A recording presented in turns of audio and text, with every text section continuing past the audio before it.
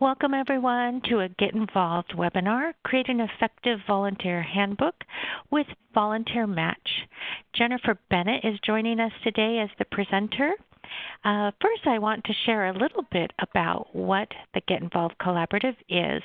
As part of a 4-state collaborative, including California, Idaho, Texas, and Arizona, we are the recipients of a 2016 Laura Bush 21st Century Librarian Program Award. It's a multi-state approach to increasing volunteer engagement in libraries. We'd like to welcome Jennifer Bennett as our presenter today. Jennifer is the Senior Manager of Education and Training with Volunteer Match. She started working with nonprofits in the wildlife rehabilitation and conservation fields and now provides engagement programs for Volunteer Match and all of their education and webinars, which you should definitely check out the Volunteer Match website. They have some great trainings that you can sign up for. Jennifer, thank you for joining us today, and I'm looking forward to hearing what you have to say about creating an effective volunteer handbook. Thanks, Donna. Thanks, everyone, for inviting me to come and join you guys today. We are talking today about an effective volunteer handbook, and this is really one of those important core components that we should think about as a foundation document for our engagement of volunteers, our strategy, really creating that framework for how volunteers get involved in our libraries. And most importantly, sort of what to do if we run into some bumps or some conflicts. Oftentimes our handbooks are the place where we lay out sort of that, again, that framework or strategy for how we work together in our library. So we're going to talk about sort of what goes into a handbook. And I do have a draft of Volunteer Match's handbook to share with you guys. So I'll get that to you today, Donna, so you can send that out with the recording. You can also find it on our Learning Center, which I'll talk about in just a minute.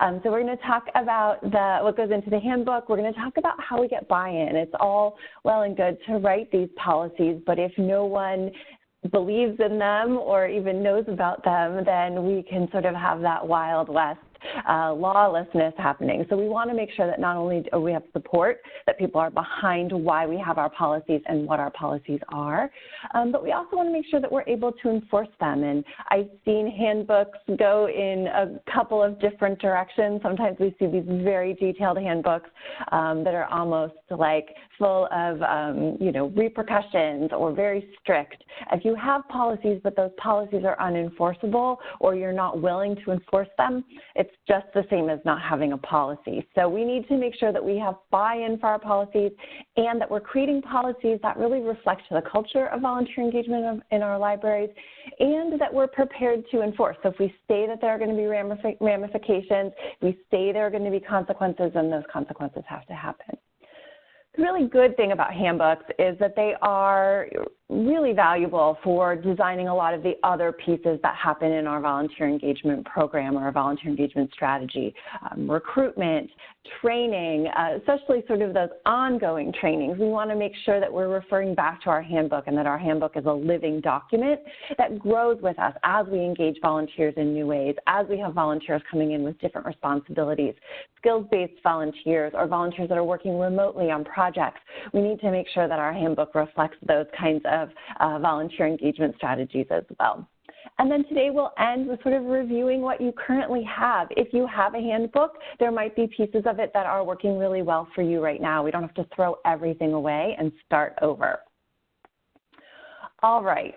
So why do we need a handbook? As I've said, I really like to think of it as that framework or that structure. Handbooks, along with position descriptions, really help a volunteer understand how they're going to work with our library, how they're going to work with paid staff, how they're going to work together. So it sets that stage. I like to think of that handbook as really, as I said, creating that strong foundation, but also allowing for flexibility. I'm here in California. I'm sure some of you are also in California familiar with how we build our houses out here for earthquakes, right? Strong foundation, but all of the materials of our house are flexible. They're wood or steel, they bend or sway in an earthquake. And when the earthquake's over, they're still standing. So we don't see a lot of brick houses out here because those won't sway with our ground movement. That's sort of what I like to think of as my handbook, right? It's that strong foundation. We can get creative. We can create pilot programs. We can launch new types of volunteer activities on top of that strong foundation. And if things go a little bit wrong, we've got some sway and some bend in there. This also is something we want to share with paid staff, at least to the concepts of why we have a handbook or how volunteers engage with our organization.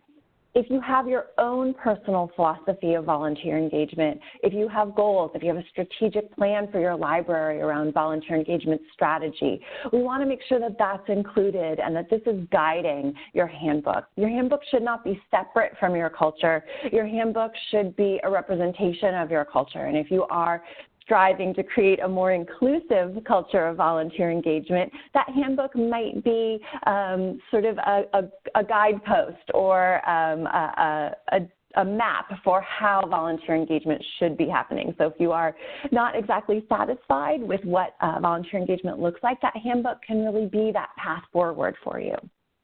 The other thing here that I think is really important is that we are creating a single set of rules. And this is not necessarily have to be strict rules, but what we don't want is that volunteers are held to a different standard than paid staff or others who are involved in our library. Sometimes we see sort of this get out of alignment. Sometimes volunteers can really just have the run of the place, right? Nobody is willing to provide feedback or deal with disciplinary issues because we're not allowed to sort of provide that kind of feedback for volunteers, or what if the volunteer leaves? That's not okay. Oh, hello? That's not okay. We want to make sure that we are holding volunteers to a standard that's reasonable within our culture. The other thing that can sometimes happen in our culture is that staff is given sort of a different level of responsibility or a different level of rights within our organization. So if you have an employee handbook or a staff handbook, that's a really great place to start. We really want to think about how we can echo or reflect the standards that staff are held to for our volunteers. It really shouldn't be a two-tiered system. And then, as I mentioned a little bit in the intro, we don't want this handbook to just be stagnant. We want to make sure we're looking at it on a regular basis. And if you are in a building portion of your volunteer engagement strategy, you might be updating this on a pretty regular basis. We want to make sure that the work and the policies that are reflected in the handbook are current and accurate for our volunteers. So as we are engaging volunteers in more project work or more creative work, maybe we need to introduce something around intellectual property into our handbook. As we have volunteers working in more responsible positions with more responsibility, we might need to add in a little bit more about accountability or about decision making. So this is not a one and done kind of project. Once we've done a big overhaul, once we've sort of evaluated everything, we might not need to do so much work on a regular basis, but as I said, as we engage volunteers in different ways, as we engage different types of volunteers, as our culture maybe accomplishes some of the things that we want it to do to support and elevate and celebrate the work of volunteers, we want to make sure that our handbook is reflecting that as well. All right, so what should go into a handbook? I think that there's a nice balance here. We want to, as I said in the beginning, sort of set that stage, provide that framework or that philosophy around volunteer engagement, but we don't want to get so far to the place that we're micromanaging people into doing their work in certain ways. That's really much more of a screening, a position description role, or a training role. Our handbook is the guidebook. It's that big map that we're using to sort of figure out where we're going. So we probably want to include some things about our libraries, the history of volunteer engagement, if you have a mission, vision, value statement, if you as a library have a philosophy or a strategy around volunteer engagement, making sure that we're including other information about who comes to our libraries, who gets involved, where do people volunteer, who is visiting the library, what kind of programs or funding are you working with within the library. So again, we're sort of setting that stage. I personally like to include an organizational structure chart and a staff directory. Again, we don't want to sort of keep our volunteers separate or siloed. We want to give them that same kind of information that we would to a new employee that's coming on board. Not necessarily that they're going to need to know who reports to whom, but if they have a question or if they have a friend who wants to volunteer with the library, it helps to know sort of who's managing what and how to get in touch with them or what they're doing. We don't need to hold back that kind of information. If you have benefits, if volunteers get to park in a certain place or get certain access to things, that's also good information to share. Sort of the pros of the swag or the perks of being a volunteer. The other sort of section we want to think about is what I call guidelines for participation. And a lot of times this might be included in your employee handbook, especially if that's more up to date. Or if you have an HR department or access to HR professionals, this can be a good place to sort of tap into their experience and their skills. These are things that might apply to anyone who comes to your library. So we certainly want to make sure we're clear about building or facility policies. And some of you in your jurisdictions may have a lot of these, right? Where is smoking happening? Are pets allowed or only service animals? We want to make sure our volunteers understand what they need to know to work successfully in our library. Certainly, we want to make sure that people know that it's a safe place for people to work. If we have how we accommodate visitors or patrons or volunteers under the ADA, if we have policies around discrimination or harassment, tone or polite language, those kinds of things. We want to make sure, again, that we're extending that umbrella to cover volunteers, not just paid staff. Sometimes things go wrong. Hopefully it doesn't happen very often, but if you are if you're prone to natural disasters where you are, make sure volunteers are included in that and that volunteers understand how they fit in. Hopefully nobody slips and falls in your library, but that sometimes does happen. Is there a policy for reporting accidents, a form to fill out, people to contact? Again, we want our volunteers to feel comfortable in our library as part of the team.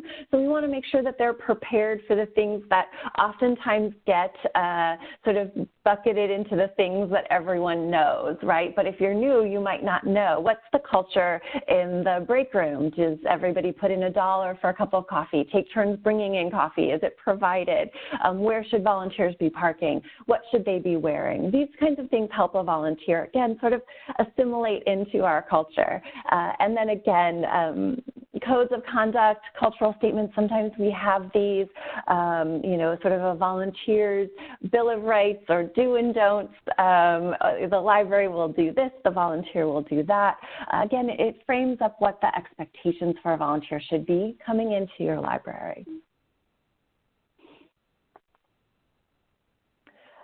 We also are going to have a set of things that just volunteers are going to need to know. And some of these might be volunteer position specific, and some of them might apply to all volunteers that come into your organization. One of the great things about now is that it wasn't that long ago that a volunteer handbook needed to be printed out for everyone and sort of handed to them. I do still think it's important to have a version available at the front desk or in the break room so that people can can review it or go to it as needed for information. But we can now design handbooks just for certain volunteer positions. So if you do have policies that refer just to specific roles, if you have volunteers who may be working at your front desk or might have access to circulation records, we want to make sure that they understand confidentiality. That may not apply to somebody who's coming in and doing, story time. We might have different policies that apply to our volunteers that are interacting with vulnerable populations like children. We might have other policies that apply just to the computer lab when people have access to the internet, and how we support them. So we can really tailor these handbooks to apply to that volunteer and that volunteer's role. So you can think about where you might be able to design specific policies. And not every volunteer is going to need every page, so we don't necessarily have to print out and give 60-page handbooks to every volunteer. And I think if your policies and procedures manual or your handbook is 60 pages, there might be some opportunity to do some editing. Again, codes of conduct, how do we expect volunteers to act? What are the responsibilities that we have as leaders of volunteer engagement to volunteers, to treat them ethically, to use ethical decision-making? We might also have some things that every volunteer needs to do. If they have to go through background checks, if they're responsible for recording or reporting their hours, if you have policies around finding substitutes, again, that might be something that applies just to some roles and not to others. We might have policies around representing the library, speaking to the media. You may have some volunteers that are public-facing, but you may have others that are not trained or prepared for that. And we want to make sure that they understand what their role is and what to do if somehow they end up speaking to someone who might be a journalist, or what to do if someone has a really specific concern or complaint.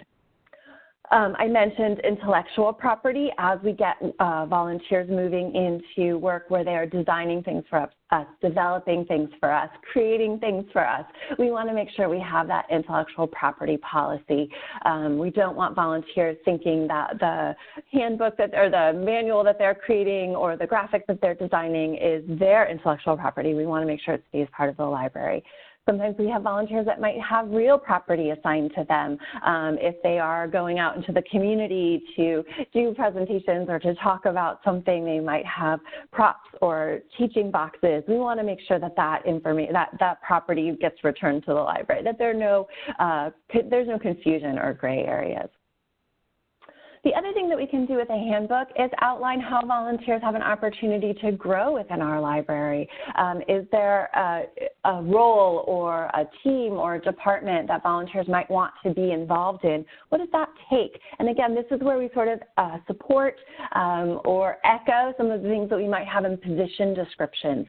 Again, sort of elevating that work of volunteers. We don't just expect any old person to walk in and be good at everything. We want to make sure that we are targeting those right volunteers. And somebody might have a question about that. As I mentioned, again, we have the opportunity to create really specific policies for specific positions that can be assigned or put into a handbook for those volunteers doing those roles. Front desk, as we talked about, confidentiality for the circulation desk, or policies or actions that are required for working with vulnerable populations. I also like to be really clear about where I have policies that are one and dones. So, for example, if you show up intoxicated, that's a one and done. We don't have a second chance.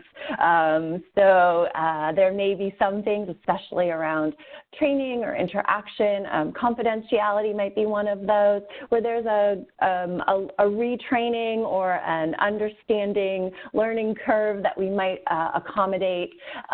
Confidentiality in real life, the way we talk about confidentiality in sort of our day-to-day interactions with people, is very different than how we might think about confidentiality under First Amendment rights within the library. So we might need to give people some grace period. When I say, oh, keep this confidential to a friend or to my mom, I'm pretty sure they're going to tell other people. It's not such a big deal. But when we're talking about rights and laws, we need to make sure our volunteers really understand what confidentiality means in this situation. So again, being clear internally, and when you're designing your policies, about where there might be some flexibility, or where there's a process for resolving conflict or requiring adoption, as opposed to those where, again, people are using inappropriate language, coming to the facility intoxicated, acting inappropriately with vulnerable populations. You don't get a second chance, for at least for me. And every library is going to have their own sort of guidelines around which of those are those one and done. But they're important to think about. All right. which is a nice transition into this next one. We really want to make sure that we have problem solving or disciplinary procedures in our handbook, what to do when things go wrong, because they probably will at some point. We also want to make sure that we're working with volunteers to build buy-in here. Going into your office, if you're lucky enough to have one, or sitting down at your desk and writing up a handbook and passing it out is not the best policy here. We want to make sure that we're inviting people to participate in this process, especially in these kinds of policies. We want to think about policies that address conflict between volunteers. When we have one volunteer who thinks it should be done one way and another volunteer thinks it should be done another way, hopefully we can also manage, sometimes we get just personality conflicts. We want to make sure we're thinking about conflicts between volunteers and patrons, what to do when there is, sort of a he said, she said, or a she said, she said, if someone feels like the volunteer is interacting with them inappropriately or is dismissive. Again, when we think about this, we want to make sure that we are giving a volunteer the same sort of standing that we would to a paid staff person. And I think sometimes when we have volunteers interacting with the public, there can be this default that we just assume the volunteer is in the wrong. So we want to make sure that we have sort of an ethical process here.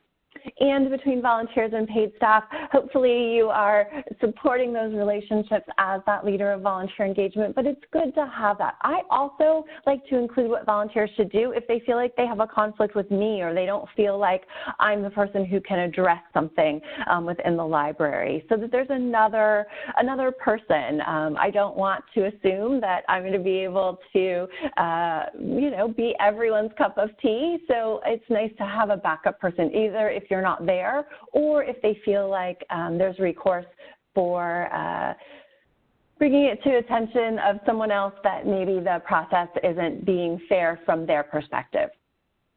With that said, though, we do want to make sure we have some kind of problem solving or conflict resolution procedures.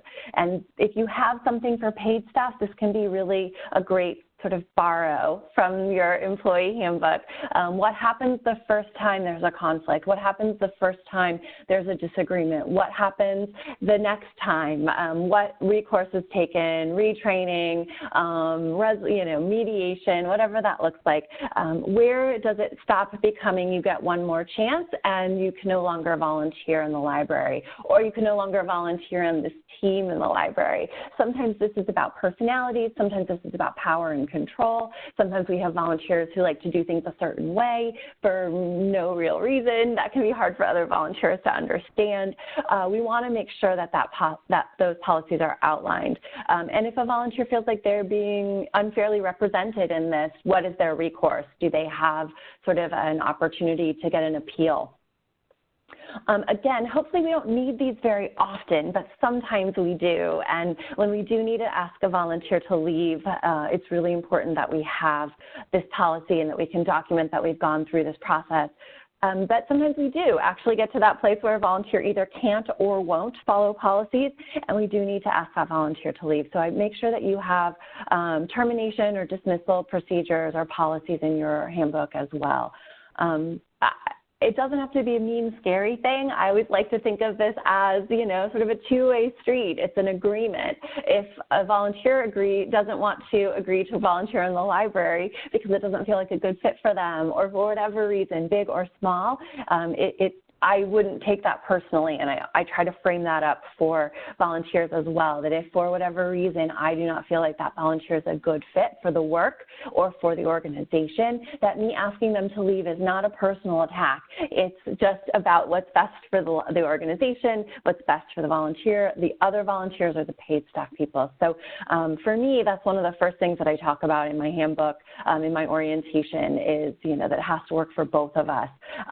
So having that in there in a way that doesn't sound like the end of the world can oftentimes be a nice way to make sure that we do have that recourse, because unfortunately sometimes we do have to ask a volunteer to leave. And for those of you who haven't had that opportunity yet, you probably will at some point in your career. So it's all well and good to put these policies together, to put them into, a Dropbox or share them on a Google Drive or even print them out and put them in a binder. But if we don't have buy-in, if we don't have support from the people who are being managed by these policies, then that's only as good as the paper it's printed on or the file that it sits in. It doesn't do us any good. We need to make sure that we're inviting volunteers to be part of this process. That means that we may need to allow volunteers to define their own code of conduct, to develop the roles that they have in enforcing or monitoring these policies. And here's the thing, right? It takes so much longer when we do it this way. It's so much faster to just sit down and type out a handbook, but I guarantee you, when you need to fall back on those conflict resolution procedures, when you have some of those policies that are applied to how volunteers work in your library, their responsibilities, their ownership over pieces. If you haven't involved volunteers in the process, that policy breaks down. We don't have any buy-in. We don't have any support. This is where we have sort of lip service. Oh, of course we follow these policies, but then people are doing whatever they want behind the scenes. So we want to make sure that we're involving them. We'll talk a little bit about how we can do that in just a minute. The other thing that we want to do is work with library leadership, paid staff, other people who are working with volunteers to really understand what these policies mean for them and for volunteer engagement. I mentioned in the beginning that oftentimes we are moving towards a more inclusive culture, or a culture that celebrates and recognizes and elevates the work of volunteers. This is where this Policies and Procedures Manual can help us do that. We want to make sure that everyone understands what we're doing to ensure that volunteers are responsible for the work that they've signed up to do, or that they're held accountable for their behaviors and their actions. And this can build some buy-in with resistant staff members or resistant leadership. The other thing we want to do here is make sure that paid staff or leaders of volunteers in other departments in our organization understand what their roles are and what their rights are in conflicts with volunteers. And that can be big, or that can just be small. How do you provide feedback to a volunteer who's maybe missing one step of the process or forgetting to finish something? We want to make sure that everyone in our organization feels supported in the work that they do with volunteers. And a handbook is one of the best ways to do this. And again, when we model this on our employee handbook, it feels like it has that same tone, it has that same sort of weight and level of responsibility. We don't want to create a two-tiered system where volunteers are either allowed to, as I said, do more, get away with more, or that they're held in a really restrictive way. It again, sort of diminishes the work we may be doing around creating that culture of inclusion. When we're talking about new policies or inviting volunteers to participate in these policies, we want to make sure we're thinking about a timeline. As I mentioned, it does take longer to invite others to participate, but if we have team leaders or shift leaders, if we have volunteers that have been with our organization for a long time, or volunteers who are maybe newer to our libraries, we want to make sure that we're inviting them all to participate. And they may not all be in the same place as they're onboarding, or if they've been there for a while, they might have forgotten why we do certain things. So we want to make sure that we are thinking about when a volunteer is receptive to hearing about a policy or understanding how we work together.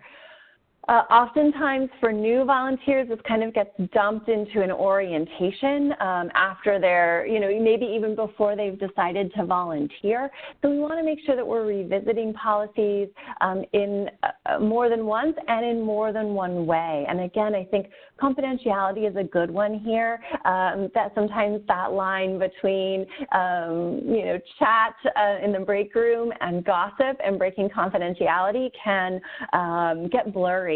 What is something that we can talk about? What is something that we can't talk about? What should a volunteer do if they feel like someone is walking the line on following a policy or the appropriateness of something? Again, we want to arm our volunteers with the tools to do this part of the work as well. So thinking about what might present a problem in following policies. And some of you may have volunteers that are a little bit more entrenched in your libraries.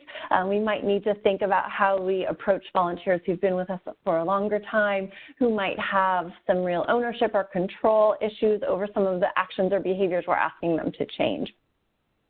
And certainly for introducing new policies, all volunteers need to go through a background check. That's something that feels easy on the surface, that can really uncover a lot of challenges within our organization's communication style, around ownership and control for volunteers. That can feel like an abuse of trust.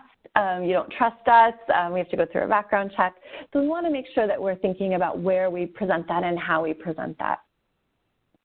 The other thing we want to do is make sure that volunteers are accountable here. I like an acknowledgement form. I've been given access to this online. I know that the most recent version of policies and procedures are my responsibility, whatever you might want to say there. Technically it's not legally binding, but again, we still can point to something. If we do run into a challenge or a conflict with a volunteer, we can say, hey, you were given this policies and procedures handbook. You signed off that you read and understood and knew you were responsible for following these, and yet, you haven't gone through a background check this year, and that that's an important thing for us to be able to have you volunteer here at the library. So again, it gives us just a little bit more of a foundation to stand on, and it holds our volunteers accountable to sort of a level of professionalism and a level of responsibility to our library, just like we would with a paid staff person. As things are getting updated, as things are evolving or changing, I think that's really important that we do provide that ongoing training or lunch and learns or whatever you want to do to make sure that volunteers have that opportunity to explore policies, to understand how they affect them, to potentially have an opportunity to participate in them. Because it's really important that we do, as I said, invite volunteers to be part of this process, that they have access to designing this. And I've mentioned this before. We can't just put this together and pass it out. This might be a task force. This might be focus groups. I'm going to tell a little story, I have time, about an organization. This is a natural history museum. And they were really having some trouble with some of their reviews on websites like TripAdvisor that, people were saying, well, the museum is great, but, the docent, was dismissive or rude, or we had a question about this, but there was no one around. And so they were looking at really how they could increase that, the dissatisfaction in that experience. So most of their docents and most of the people interacting with those patrons were volunteers. So they pulled together a task force of volunteers to talk about how volunteers could do a better job of really representing the museum to their visitors, and making sure that volunteers were accountable for, sort of being dismissive to volunteers. And it took, of course, longer than one might anticipate. We have to plan for that, but we also need to plan for volunteer handbooks or policies and procedures to evolve, right? The first version is not necessarily going to be the best or only version. They came up with some policies. I think if it was my volunteers, I think some of them were a little harsh or a little hard to enforce. And one of those was that if a volunteer was found to be, if someone complained about a volunteer being rude or dismissive, and that could be verified by someone else, another volunteer or paid staff person, that volunteer would no longer be able to volunteer at the museum. That was a one and done. I think that for me, I would include sort of a training and warning process in there because that's a pretty harsh one and done. But that's what they went with, and that's what the volunteers created. So it wasn't handed down from paid staff. It was designed and developed with volunteers being the driving force behind that. And one of the volunteers who'd been there for a very long time had a very sort of sharp personality, and she did offend a visitor, and that was verified. And you can imagine that that might cause some, heels being dug in. Sometimes volunteers will rally around sort of that volunteer leader, up in arms, writing letters. But that didn't happen because that volunteer had actually been on that task force and had not only signed off on that policy, but had helped create that policy. And so she was very sort of honest and forthright and said, I should know better. If anyone should know better, it should be me. And she sort of took that enforcement plan, with not necessarily with a smile, but with, sort of a good sense of self. And again, I'm not sure I would have gone that far in the first place, but they did. And she actually, I think, ended up coming back and volunteering in the office, understanding that maybe public interaction wasn't the best place for her. But when we want to make sure that we are involving volunteers in this process, that's how we create policies that are enforceable. And even when we have volunteers participate in that, sometimes we do need to be that leader or that guidance on how strict a policy should be. Sometimes it might need to be more strict.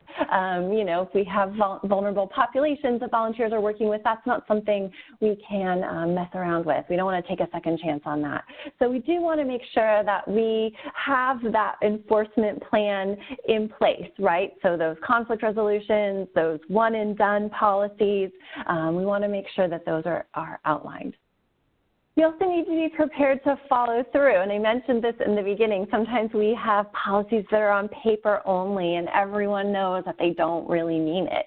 That's not a good policy to have. Either we don't need that policy if we're not enforcing it, or if we've created those policies that are so minute or so restrictive that really what we need to do is think about how we screen and train volunteers.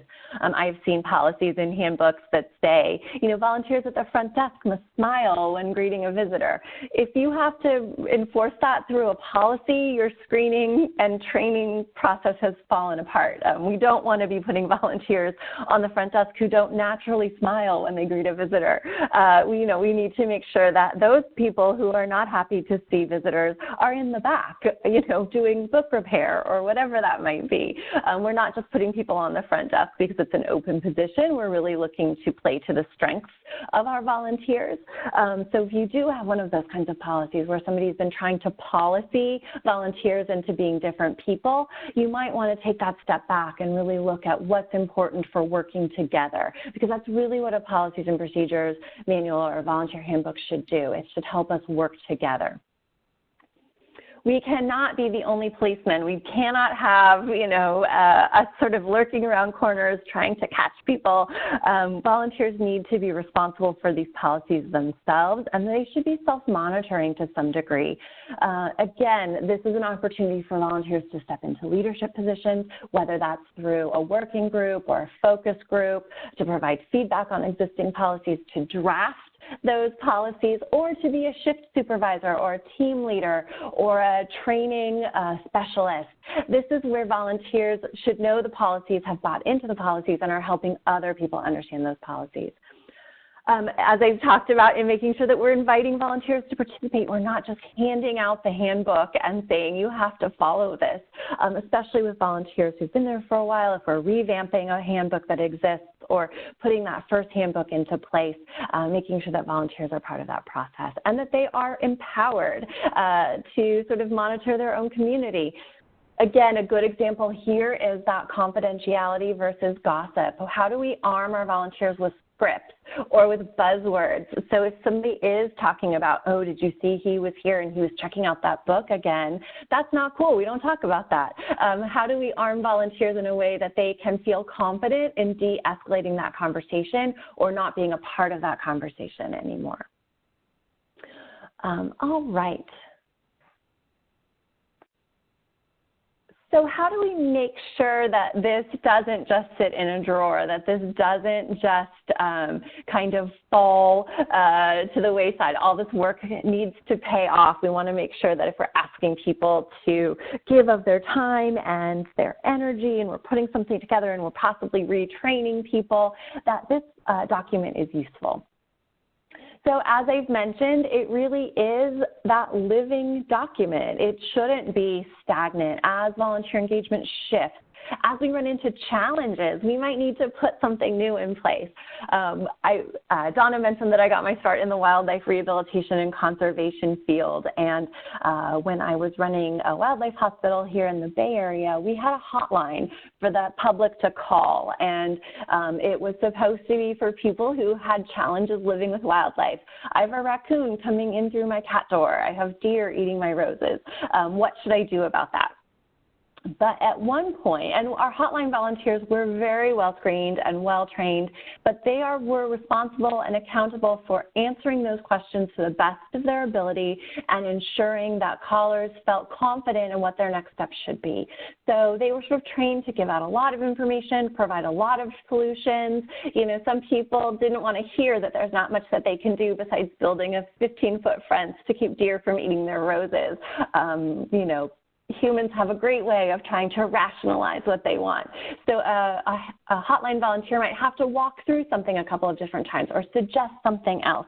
And one time we had a journalist call that hotline, and rather than calling the main number, and did not identify themselves as a journalist early on, and got information on living with wildlife that they were able to sort of spin into an article in the local newspaper that didn't necessarily paint the organization or living with wildlife in the way we would have wanted it to happen. And this volunteer felt so bad about it. She really took it personally. She felt like she let the organization down. She felt like she had opened us up to sort of a loss of reputation. It wasn't her fault. She was doing exactly what she was trained to do and exactly what she was held accountable for, which was providing a lot of information to somebody who was asking a lot of questions. So we were able to go in and provide a policy specifically for hotline volunteers that said it was okay for them not to talk to journalists or not to talk to people who were looking for information besides to use for their own sort of success in living with wildlife. And previously to that, if she had said, you know, to that journalist, there was no policy or no accountability that supported her in saying no to that person. So we were able to put a policy together that says, you know, if someone identifies themselves as press, or if you ask a question and it becomes clear that someone is gathering information for public use, you are allowed to put that person through to another staff person or to take a message. You do not have to keep answering their questions until they're satisfied. So that's a good example of how a handbook can be used to support volunteers in their work, in their responsibilities, in their accountabilities. We don't just want to think of a handbook as a way to punish or constrain volunteers. It's really there to support their work and to support how they do their work. So if you think of examples in your organization where maybe there are some ongoing bumps in the road of either how volunteers are interacting with patrons or some situations where volunteers could find themselves in a corner and unsure what to do, that's where we want to use our handbook to, again, empower volunteers, give them those guidelines, create that structure that we build our collaborative work on top of. We've talked a bunch about how our handbooks and our orientations, our position descriptions sort of overlap or intertwine. It's really important that these are enmeshed, that we don't have a separate message in our orientation from our handbook, or that it's separate from our trainings. And there are a lot of places where we can build these together. I like to think of position descriptions with primary responsibilities and secondary responsibilities, and primary responsibilities are the things that apply directly to the work that the volunteer is doing, and secondary responsibilities are often the things that the volunteer is responsible to the organization or to the library for.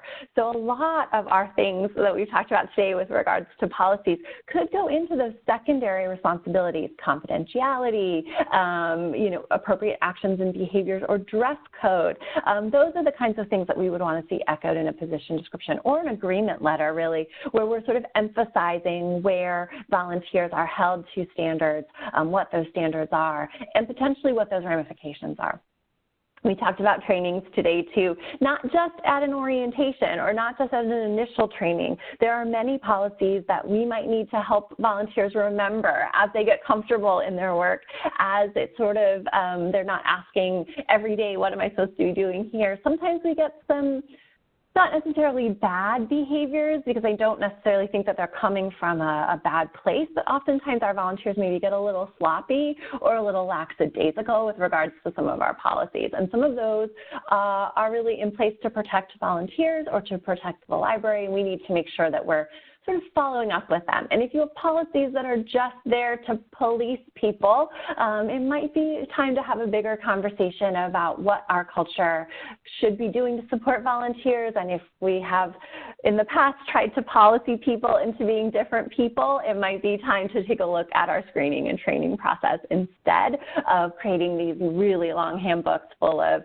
you must never, you will always kind of policies.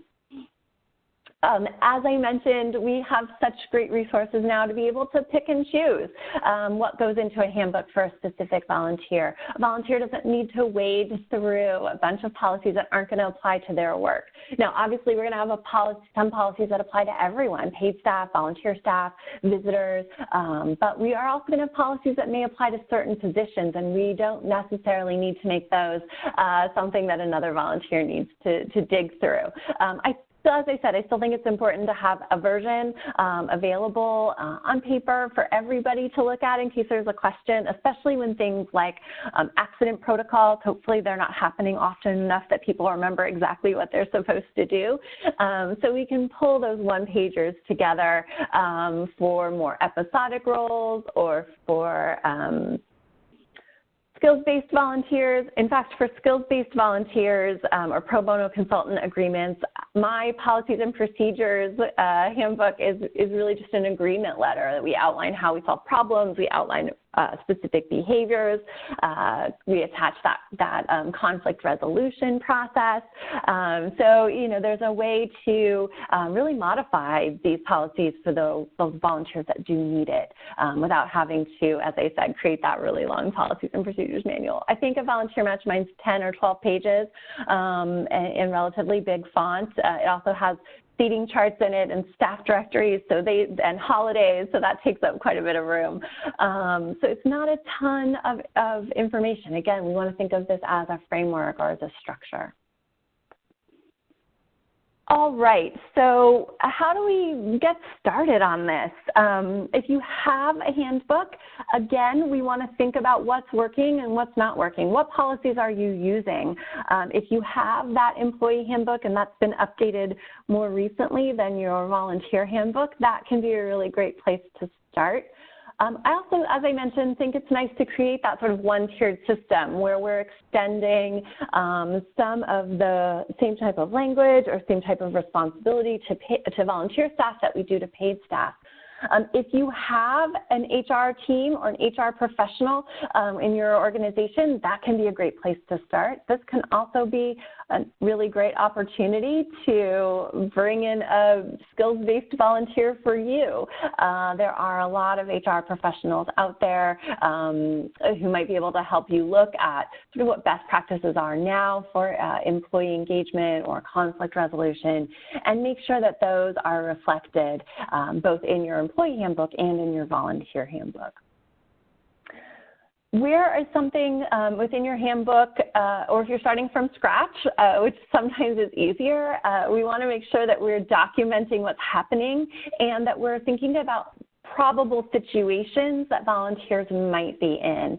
So again, if you have volunteers that are maybe working in your computer lab and you know that there might be a situation where a volunteer is going to need to have a conversation with a patron that may not be to the patron's liking, right, about access or time limits, we want to make sure that volunteers are empowered to support the policies of your organization, the policies of your library.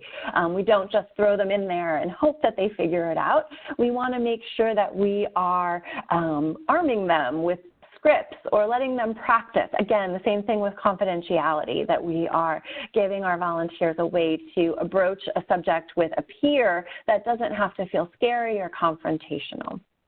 As you have volunteers working in new ways with your library or in new types of volunteers working with your library, we might need to add some additional policies in there. Again, intellectual property is a good example. If you've moved from volunteers doing really traditional work to volunteers coming in to actually create things for your library, flyers and brochures and maybe even program scripts, we want to make sure that that information is staying with the library. Unfortunately, I've heard far too often of volunteers, maybe not from a malicious place, but you're sort of trying to own that information, and we want to make sure that that's covered in our policies and procedures manual before it becomes a situation.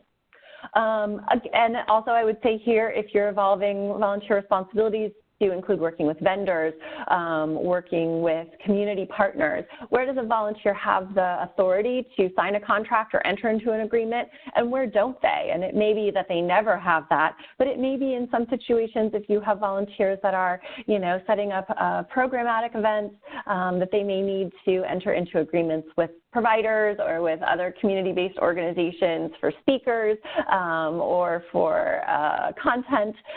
So we want to make sure that that's addressed before it becomes a situation. As I said, this is not something we do by ourselves, right? We don't just go into our office or sit down at our desk and type up a handbook and hand it out and hope that everyone is cool with it. We want to make sure that we have volunteers participating in this, either in evaluating what's working and what's not working, in designing new policies, in designing conflict resolution procedures, so that everybody is on board with that. Again, we don't need to be the only sheriff in town, and we shouldn't be the only sheriff in town. We need to empower volunteers to train on and to monitor and enforce their own community.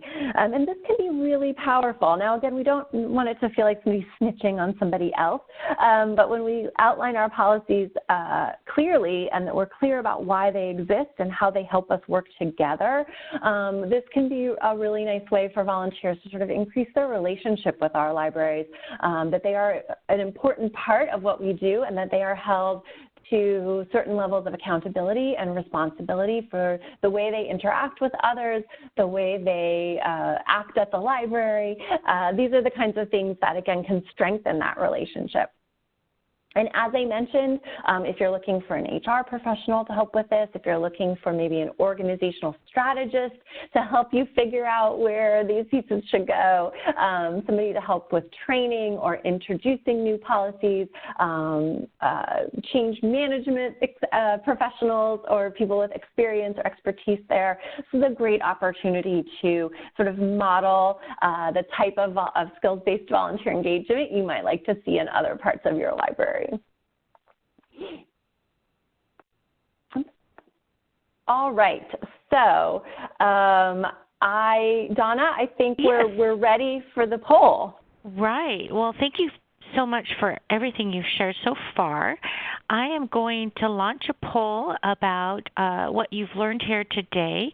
Please let us know how likely are you to apply and use something you've learned today in this webinar. So we'll just leave that up for a few minutes. Let me see if it will. Okay, go ahead, Jennifer. You can share your contact information. Yes, and I'm happy to answer questions people might have, or if people have examples. I know that the Clearinghouse might have some examples of handbooks as well, but oftentimes this is a great opportunity for those of you who've done some of this work to share with others what's worked for policies within your library. So I'm happy to answer questions. My contact information is also up on the screen. We mentioned the Learning Center, which I seem to have not included here, but if you just go to learn.volunteermatch.org, that's where you can find a lot of webinars just like this. We do a whole series on core components, and they're all free, and it's really similar to what we've done today, access through the web. So that's the content for today. The Clearinghouse, again, as I mentioned, there are some examples there that might be out of date, and I will be sharing a sample of Volunteer Match's handbook with Donna so that she can share that with all of you. Yes, and I will email that out to your state contact and as well as those who have registered for the webinar. If you do have a question, you're welcome to unmute yourself or use the chat box to ask Jennifer a question. While you're doing that, I do want to share that the GetInvolvedClearinghouse.org is another great resource for you. If you want to hear from other experienced volunteer managers in libraries, you might want to join our Facebook group. You can search for Get Involved powered by your library and ask to be added to that group. It is a closed group, so once you're approved, you know your comments and questions are confidential. And I wanted to share the contacts in each state. So you can reach out to Donna in Arizona or Carla in California or Sue in Idaho and Jennifer in Texas. And if you aren't part of any of those states, please feel free to reach out to any of us. And we're glad you joined us. It looks like we're going to be finishing up the poll, and we hope, let's see if there's any questions. Carla shared, we would love to have you add new examples to our Get Involved Clearinghouse because there's many examples that other libraries are actually using of their volunteer manual there. So that is something that you can do. You can add your resources to that as a prime example of what libraries might want to replicate. Does anyone else have any questions?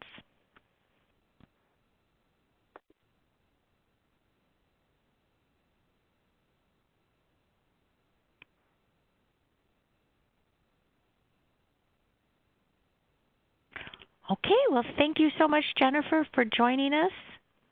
Our next webinar won't be for a few months. We're going to take a break during the summer, I believe, and then we will definitely promote the next workshop or the next webinar amongst the state representatives and on our Get Involved Facebook page.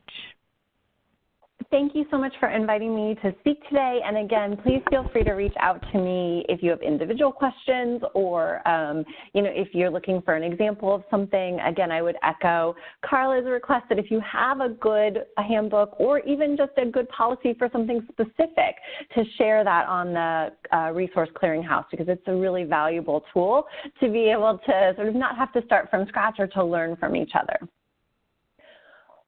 All right, thank you, everyone, and I'll turn it back over to you, Donna, to go ahead and end everything up.